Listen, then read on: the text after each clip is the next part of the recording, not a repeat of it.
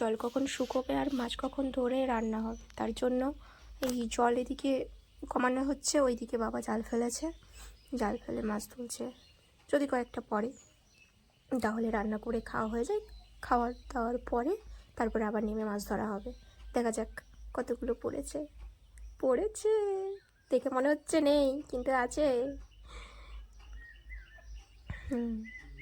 এই যে শিঙ্গি, একটা শিঙ্গি, ওইদিকে একটা আছে, দুটো তিনটে শিঙ্গি, একটা কই, একটা ল্যাঠা। কাদের দিকে কী নাম বলে যায় না, আমাদের দিকে এইগুলোই বলে, শিঙ্গি মাছ, ল্যাঠা মাছ, কই মাছ, এগুলোই।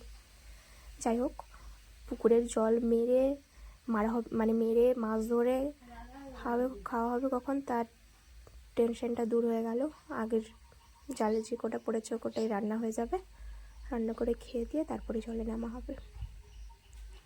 কিন্তু যা শিঙি মাছ আছে, কতটা যে বিঁধবে তার ঠিক নেই।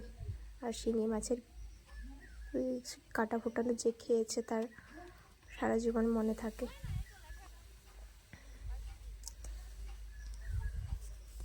এই তো হয়ে গেল।